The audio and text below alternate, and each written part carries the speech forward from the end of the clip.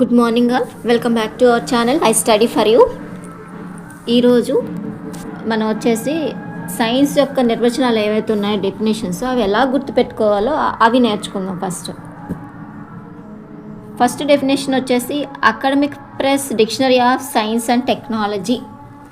Academic press dictionary of science and technology ఏం చెప్పింది అంటే, ఒక క్రమబద్ధమైన పరిశీలనతో సహజమైన సంఘటనలు మరియు పరిస్థితులను విశ్లేషించి సూత్రాలు మరియు సిద్ధాంతాలను రూపొందించి మరిన్ని పరిశీలనలు మరియు పరిశోధనలు జరిపి ఏర్పడిన వ్యవస్థీకృత జ్ఞాన రాశినే విజ్ఞాన శాస్త్రం అంటారు.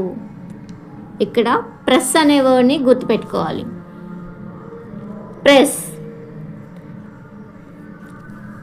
ప్రెస్ అంటే ఇక్కడ ప్రెస్ కాబట్టి ప్రెస్ ఏం చేస్తుంది, పరిశీలన చేస్తుంది. అలాగే చూసిన దాన్ని, అబ్జర్వ్ చేసిన దాన్ని బాగా అనలైజ్ చేసి ఏం చేస్తుంది, దాన్ని ఎలా జరిగింది ఏంటి దాని గురించి ఎక్స్ప్లెయిన్ చేస్తుంది కదా. ప్రెస్ ఏదైనా కూడా అకాడమిక్ ప్రెస్ అనేది అలా చేస్తుంది.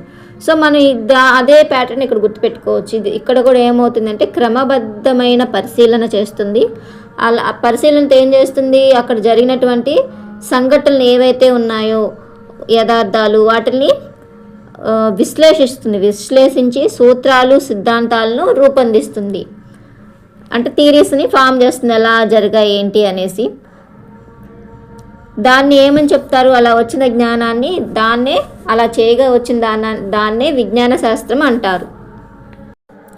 ఇంగ్లీష్ డెఫినేషన్ చూసుకుంటే, science is a systematic investigation of natural phenomena and circumstances, analyzing facts to formulate principles and theories, followed by further observations and research to develop an organized body of knowledge. ఇక్కడ ఏం గుర్తుపెట్టుకుంటారంటే, మనకి options ఉంటాయి కాబట్టి మొత్తము నిర్వచనాన్ని మనం definition గుర్తుపెట్టుకోవసరం లేదు. దాంట్లో కీవర్డ్స్ గుర్తుపెట్టుకుని ఐడెంటిఫై చేయగలిగితే మీనింగ్ అన్నది తెలుసుకోవడం ఇంపార్టెంట్. ఎలా ఇచ్చినా సరే ఐడెంటిఫై చేసేటట్టు కీవర్డ్స్ కూడా కొన్ని గుర్తుపెట్టుకోవాలి. దాంట్లో ఏం చేస్తాము అంటే, మనం ఈ డెఫినేషన్లో మనం సిస్టమాటిక్ ఇన్వెస్టిగేషన్, అనలైజింగ్ ఫ్యాక్ట్స్ అనేటువంటివి గుర్తుపెట్టుకోవాలన్నమాట. సో మనకి ఎలా ఈజీగా గుర్తుంటుందంటే, science develops principles and theories systematically. ప్రిన్సిపల్స్ని కానీ థియరీస్ని కానీ ఎలా డెవలప్ చేస్తుందంటే సిస్టమాటిక్గా డెవలప్ చేస్తుంది సైన్స్ అనేటువంటిది. ఏ డెఫినేషన్ కంటే academic press dictionary of science and technology academic press dictionary of science and technology అని ఇచ్చిన డెఫినేషన్ కింద గుర్తుపెట్టుకోవాలి.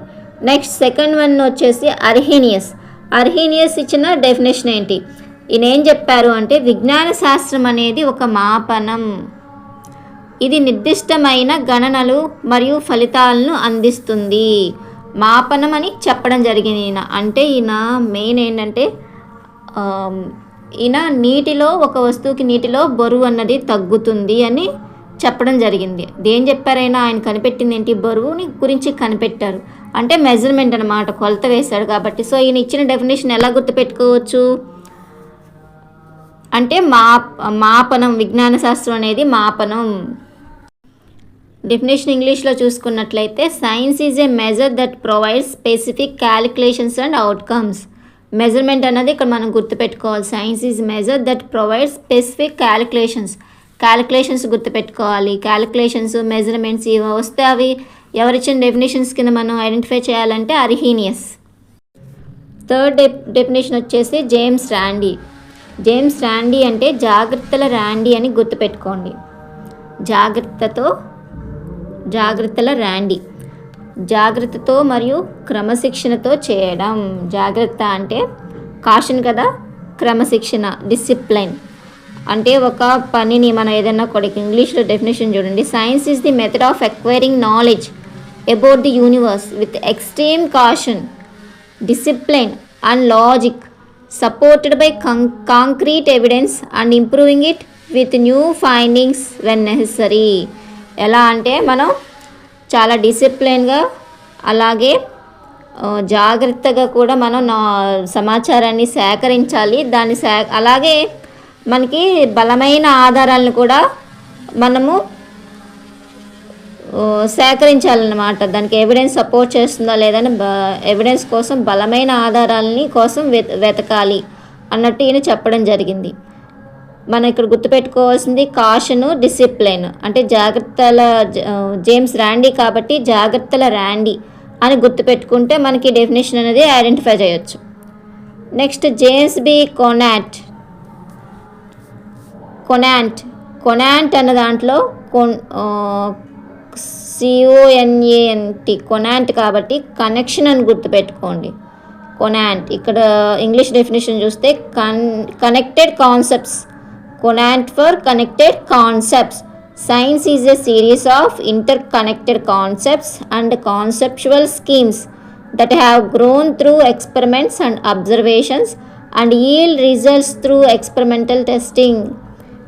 ప్రయోగాలు మరియు పరిశీలన ద్వారా వృద్ధి పొంది తర్వాత ప్రయోగాత్మక పరీక్షల ద్వారా తమ మధ్య పరస్పర సంబంధాలు కలిగిన భావనలు మరియు భావనా పథకాల శ్రేణులే విజ్ఞాన శాస్త్రం. ఇక్కడ ఏం జరుగుతుందంటే ఇంటర్ కనెక్టెడ్ కాన్సెప్ట్స్ అని చెప్తున్నారు. సైన్స్ అనేది ఇంటర్ కనెక్టెడ్ కాన్సెప్ట్స్ ఎలా ఫామ్ అవుతాయి, మనం ఏదైనా అబ్జర్వ్ చేసింది ఫ్యాక్ట్స్ని, ఆ ఫ్యాక్ట్స్ నుంచి ఫామ్ అయ్యేది కాన్సెప్ట్, వాటి మధ్య ఏమి ఉండాలి, రిలేషన్, కనెక్షన్ అనేది ఉండాలి. సైన్స్ అంటే కాన్సెప్ట్స్ మధ్య కనెక్టెడ్ కాన్సెప్ట్స్ అని చెప్తున్నాడు. Nothing but inter connected concepts and conceptual schemes that have grown through experiments and observations. ఏవైతే అబ్జర్వేషన్ చేసి అలాగే మనం ఎక్స్పెరిమెంట్ చేసి ఏవైతే కాన్సెప్ట్స్ ఫామ్ చేసామో వాటి మధ్య సంబంధం ఉండడమే సైన్స్ అని చెప్పేసి ఎవరు చెప్తున్నారు? James B Conant. ఈయన సైన్స్ గురించి ఈ డెఫినేషన్ ఇచ్చారు. స్ట్రక్చర్ని దేంతో పోల్చారు అంటే జేమ్స్ బి కొనాంట్ అన్న ఆయన సైన్స్ స్ట్రక్చర్ని నిచ్చెనతో పోల్చడం జరిగింది. భావనల నిచ్చెన అని చెప్తారు. అది నెక్స్ట్ మనం చెప్పుకుందాం. నెక్స్ట్ డెఫినేషన్ వచ్చేసి Henri Poincare and RC Sharma. Henri Poincare and RC Sharma ఏం చెప్పారంటే హెన్రీలో హెచ్ ఫర్ హౌస్ అని గుర్తుపెట్టుకోండి. Henri Poincare P for pile అని గుర్తుపెట్టుకోండి. మీకు ఇంగ్లీష్లో H for house, P for file. ఈయన ఇచ్చిన డెఫినేషన్ ఒకసారి చూద్దాము. హెన్రీ పాయింకర్ ఏం చెప్పారంటే ఇల్లు అనేది ఇసుక, సిమెంటు, రాళ్లతో నిర్మించబడినట్లు విజ్ఞాన శాస్త్రం సత్యాలతో నిర్మించబడుతుంది. కానీ ఈ సత్యాలను క్రమ పద్ధతిలో అమర్చకపోతే అవి రాళ్ళు కుప్పలా మారుతాయి. ఇది చాలా ఇంపార్టెంట్ డెఫినేషను. ఇల్లు అనేది ఇది ఎలా నిర్మించబడుతుంది అంటే ఇసుక, సిమెంటు, రాళ్ళతో ఎలా అయితే మనం ఇంటిని కట్టుకుంటామో అలాగే విజ్ఞాన శాస్త్రం కావాలంటే నిర్మించాలి అంటే విజ్ఞాన శాస్త్రం అనేది ఫ్యాక్ట్స్, కాన్సెప్ట్స్, సత్యాలు, యథార్థాలతో మాత్రమే నిర్మించబడుతుంది అని చెప్పడం జరిగింది. కానీ ఈ సత్యాలను క్రమ పద్ధతిలో అమర్చకపోతే అవి రాళ్ళ కుప్పలా మారుతాయి. ఇల్లు కట్టినప్పుడు మనం స్టోన్స్ ఎలా అరేంజ్ చేస్తామో, ఎలా ఒక అరేంజ్మెంట్లో చేస్తామో అలాగే సత్యాలను కూడా, ఫ్యాక్ట్స్ని కూడా మనం ఒక ఆర్డర్లో పెట్టకపోతే, అరేంజ్మెంట్ అనేది లేకపోతే అవి ఉత్త రాళ్ళ కుప్పలాగా ఉంటుంది. కానీ సత్యాలు కానీ మిగిలిపోతాయి కానీ సైన్స్ కాదు. రాళ్ళ కుప్పలా మిగిలిపోయి ఇల్లు ఎలా కాదు సత్యాలు కానీ ఉండిపోతాయి కానీ అది సైన్స్ కింద డెవలప్ అవ్వదు అని ఈయన చెప్పడం జరిగింది. సో హెన్రీ అనగానే హెచ్ ఫర్ హౌస్ అని గుర్తుపెట్టుకోవాలి. ఇంగ్లీష్ డెఫినేషన్ ఒకసారి చూడండి. Just as a house is built with sand, cement and stones, science is built with truth. However, without systematically organizing these truths, it would merely be a pile of stones. So ఇక్కడ ఏం చెప్పారు, ఇవి సరిగ్గా organise చేయకపోతే just stones లాగానే ఉండిపోతాయి, house అవ్వదు. అలాగే సత్యాలు కూడా, సత్యాలు కూడా అరేంజ్మెంట్ లేకపోతే సత్యాలుగానే మిగిలిపోతాయి కానీ శాస్త్రం అవ్వదు అని ఈయన చెప్పడం జరిగింది. ఐన్స్టీన్ ఏం చెప్పారు అంటే విజ్ఞాన శాస్త్రం అనేది మనం ఎలా ఉండాలో నేర్పే జ్ఞాన రాశి. ఐన్స్టీన్ అన్న ఆయన ఎవరమ్మా, చాలా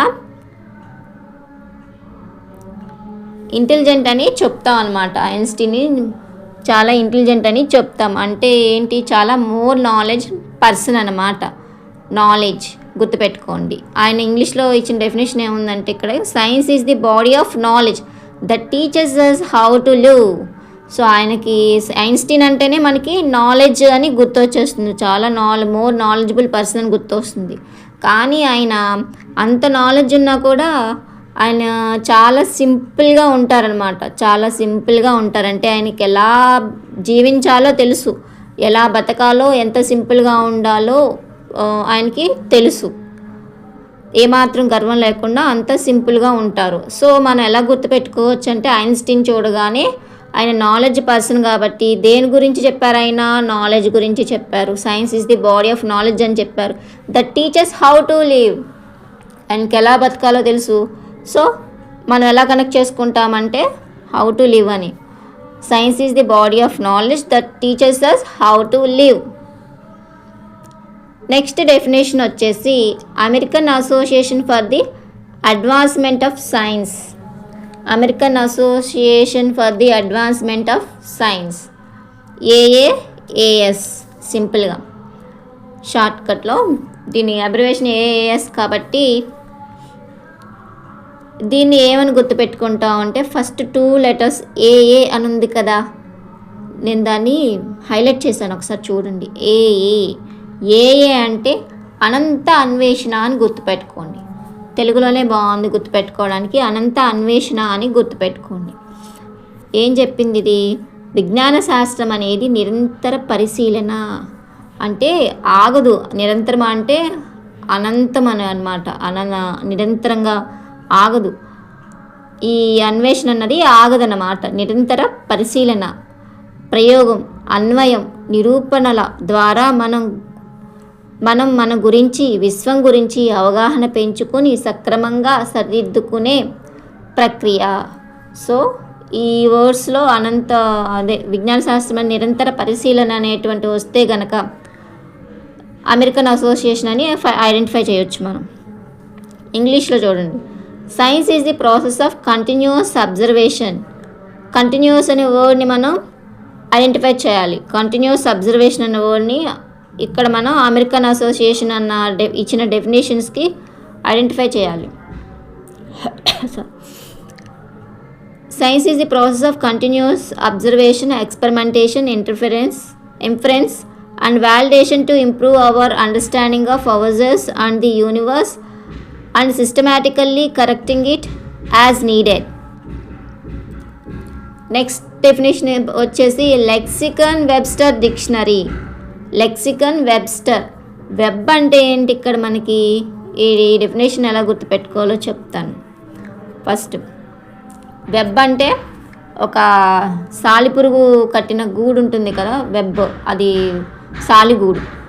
వెబ్ అంటే సాలిగూడు. ఎలా తయారవుతుందంటే web are woven with threads. ఇక్కడ మీమోనిక్స్ చూడండి, ఇక్కడ దానికి ఈజీగా ఎలా గుర్తుపెట్టుకోవాలంటే web are woven with threads, దానికన్నిటికీ దారాలు ఉంటాయి. ఎలా గుర్తుపెట్టుకోవాలి? Science is woven with rules. Webs are woven with threads, science is woven with rules. Web ఎలా అయితే థ్రెడ్స్తో చేయబడుతుందో సైన్స్ కూడా రూల్స్తో చేయబడుతుంది. ఈ డెఫినేషన్ ఈ స్టేట్మెంట్ మనం గుర్తుపెట్టుకోవాలి. Webs are woven with threads, science is woven with rules. ఇది గుర్తుంటే వెబ్స్టర్ డిక్షనరీ గుర్తుంటుంది. లెక్సికన్ వెబ్స్టర్ డిక్షనరీలో మనం ఏ వర్డ్ని గుర్తుపెట్టుకోవాలి? వెబ్స్టర్ కాబట్టి వెబ్ అనగానే మనకి థ్రెడ్స్ గుర్తు రావాలి. థ్రెడ్స్తో వెబ్ చేయబడుతుంది. మరి సైన్స్ దేంతో చేయబడుతుంది? రూల్స్తో చేయబడుతుంది. ఇప్పుడు డెఫినేషన్ చూడండి. విజ్ఞాన శాస్త్రం అనేది స్పష్టమైన పరిశీలన ద్వారా నియమాలు, రూల్స్ కదా, నియమాలను విశ్లేషించి ప్రయోగం మరియు పరీక్షల ద్వారా ఏర్పడిన జ్ఞానము. ఇంగ్లీష్ డెఫినేషన్ చూడండి. Science is knowledge derived from clear observations, analyzing rules and principles through experimentation and testing.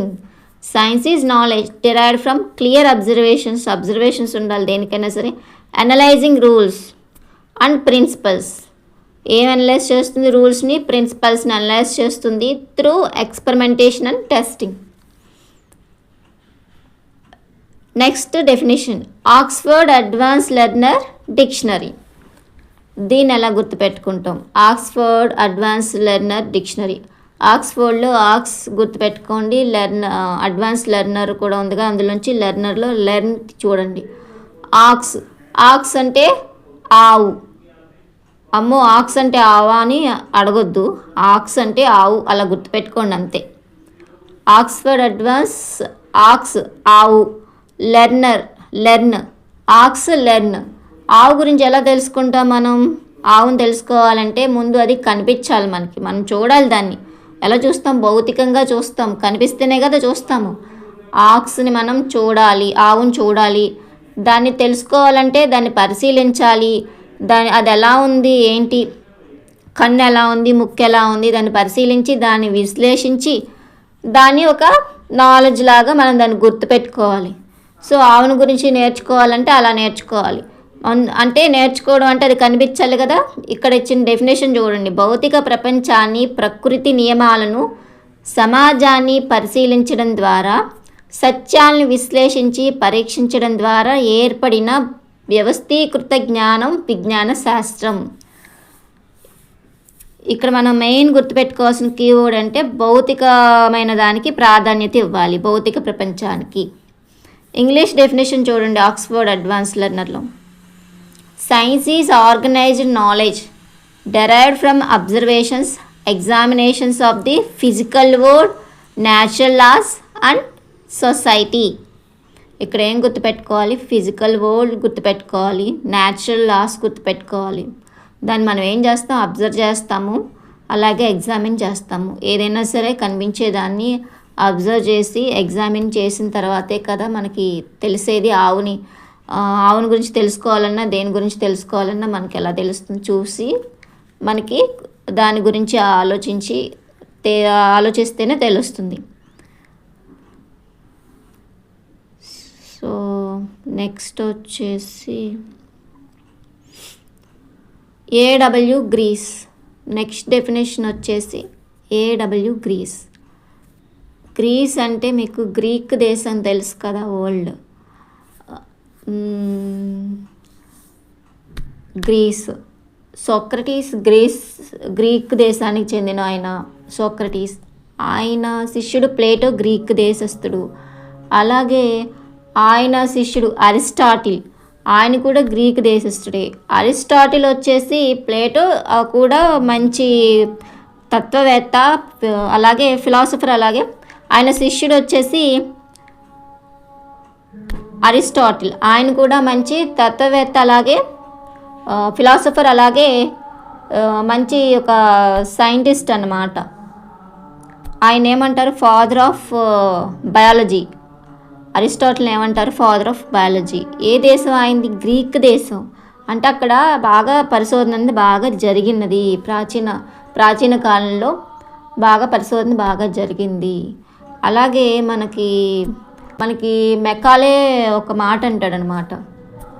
ఏమంటాడంటే, మన ఇండియాలో ఉన్నటువంటి బాగా శాస్త్రం ఉంది, ఇక్కడ బాగా మేధావులు ఉన్నారని చెప్తారు, కానీ గ్రీకు దేశంలో లైబ్రరీలో ఇక్కడున్న బుక్స్ ఏవైతే ఉన్నాయో గ్రీకు దేశంలో ఉన్నటువంటి లైబ్రరీలో ఒక అరకి ఈక్వల్ కావు అని ఆయన అలా చెప్పడం జరుగుతుంది. మెకాలే అనేటువంటి ఆయన ఏంటంటే అలా కంపేర్ చేశాడు. అంత బాగా ఉంది అక్కడ, రీసెర్చ్ బాగా డెవలప్ అయింది అన్నట్టు మనకి అది గుర్తుపెట్టుకోవాలన్నమాట ఇక్కడ. సో గ్రీస్ అనగానే మనకి రీసెర్చ్ బాగా పరిశోధన జరిగిందని గుర్తుపెట్టుకోవాలి. సో అక్కడ ఎలాంటి డెఫినేషన్ వాడచ్చు? ఏడబ్ల్యూ గ్రీస్ అనగానే విజ్ఞాన శాస్త్రం అనేది ఒక పరిశోధన విధానం, విజ్ఞాన శాస్త్రాన్ని పరిశోధన చేసేటువంటి ప్రాసెస్ కింద చెప్పడం జరిగింది. ఇంగ్లీష్లో వచ్చేసి science is the method of enquiry. Enquiry అన్న వర్డ్ని గుర్తుపెట్టుకోవాలి, పరిశోధన అన్న వర్డ్ ఒకటి గుర్తుపెట్టుకోవాలి ఎక్కడ గ్రీస్ రాగానే. నెక్స్ట్ డెఫినేషన్ వచ్చేసి కార్ల్ పేర్సన్. ఈయన ఇచ్చిన డెఫినేషన్ ఏంటి, ఎలా గుర్తుపెట్టుకోవాలి అంటే పియర్సన్లో పి ఫర్ ఫిజికల్ అని గుర్తుపెట్టుకోండి. మీకు ఫిజికల్, ఇప్పుడు పియర్సన్ ఫిజిక్స్ తెలుసు కదా, పియర్సన్ ఫిజిక్స్ ఎంసెట్కి బాగా ఫేమస్ బుక్ అనమాట. ఎంసెట్ కానీ నీట్ కానీ పియర్సన్ ఫిజిక్స్ బాగా, నీట్కి బాగా famous Pearson physics. So Pearson అనగానే ఫిజిక్స్ అని గుర్తుపెట్టుకోండి, ఫిజికల్ యూనివర్స్. ఏంటిది పియర్సన్ ఫిజిక్స్ అన్నది ఒక మెటీరియల్. అవునా, మనకి నీట్ కోచింగ్ కోసం మన మెటీరియల్స్ ఎక్కువ తీసుకుంటాం, పియర్సన్ ఫిజిక్స్. సో అదేంటి మెటీరియల్. ఇప్పుడు డెఫినేషన్ చూడండి. The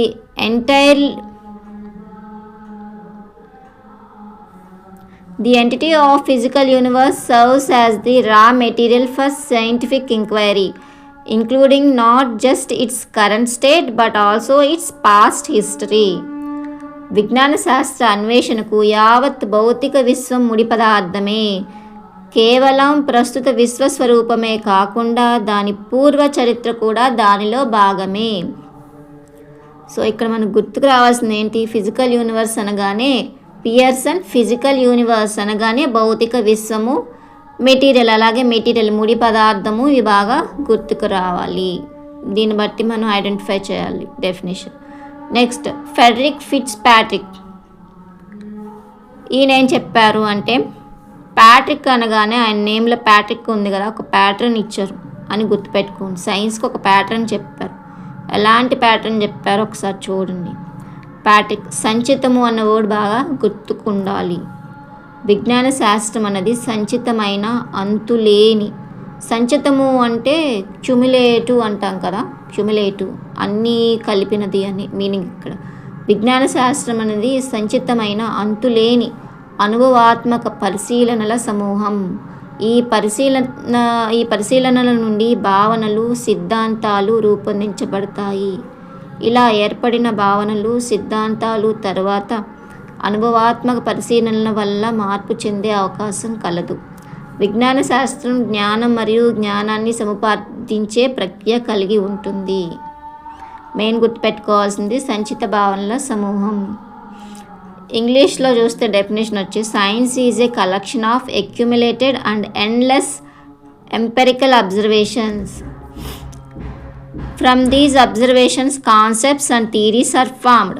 These concepts and theories may change due to subsequent empirical observations. Science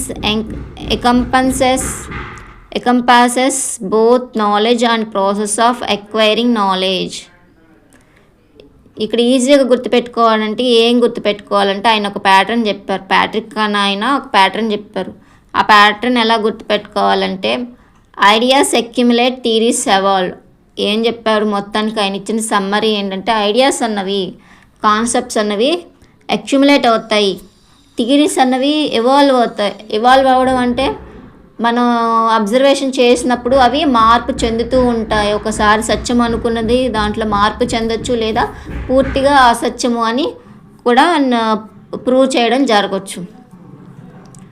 so ఏదైనా సరే విజ్ఞాన శాస్త్రం అంటే accumulation and endless empirical observations ఉంటాయి. అందులో ఆ అబ్జర్వేషన్ నుంచి కాన్సెప్ట్స్, థియరీస్ ఫామ్ అవుతాయని చెప్పారు. ఇప్పుడు అబ్జర్వేషన్ ఉండాలి. సైన్స్ ఎలా ఫామ్ అవుతుందంటే ఏం లేదు, కలెక్షన్ ఆఫ్ ఎండ్లెస్ అబ్జర్వేషన్స్, అదే సైన్స్. ఆ అబ్జర్వేషన్స్ ఎలా ఫామ్ అవుతాయి అంటే, ఆ అబ్జర్వేషన్స్ నుంచి కాన్సెప్ట్స్ ఫామ్ అవుతాయి, అలాగే థియరీస్ కూడా ఫామ్ అవుతాయి. ఈ కాన్సెప్ట్స్, థియరీస్ కూడా చేంజ్ అవ్వచ్చు. ఎలా చేంజ్ అవుతాయి అంటే, మనం అబ్జర్వ్ చేసిన దాన్ని బట్టి, తర్వాత మనం అబ్జర్వ్ చేసిన దాన్ని బట్టి ఒకసారి రైట్ అనుకున్నది మళ్ళీ రాంగ్ అవ్వచ్చు, అంటే ఇవాల్వ్ అవుతూ ఉంటాయి. ఇలా ఒక ప్యాటర్న్ ఇచ్చాడు. సో ప్యాట్రిక్ ఏం చేశారు, ప్యాటర్న్ ఇచ్చాడు. ఎలా ఇచ్చాడు అంటే, ముందు సంచితము అని గుర్తుపెట్టుకోండి, అక్యుములేటెడ్ ఎండ్లెస్ ఎంపెరికల్ అబ్జర్వేషన్ అనే వర్డ్ అయితే ఇంగ్లీష్లో గుర్తుపెట్టుకోవాలి. అబ్జర్వేషన్ ఎలా, ఫస్ట్ అబ్జర్వేషన్స్ అన్నవి ఒక క్యుములేటివ్ అబ్జర్వేషన్స్ అని గుర్తుపెట్టుకోవాలి. ఆ అబ్జర్వేషన్స్ ఎలా ఫామ్ అవుతాయన్న ప్యాటర్న్ కూడా గుర్తుపెట్టుకోవాలి. అబ్జర్వేషన్ నుంచి ఏం ఫామ్ అవుతాయన్న ప్యాటర్న్ గుర్తుపెట్టుకోవాలి. అబ్జర్వేషన్ నుంచి కాన్సెప్ట్స్ ఫామ్ అవుతాయి, థియరీస్. ఆ థియరీస్ అన్నవి ఫ్యూచర్లో ఎవాల్వ్ అవుతాయి, చేంజ్ అవుతాయి అని కూడా ఆయన చెప్పడం జరిగింది. ఇంతే అండి. Thank you.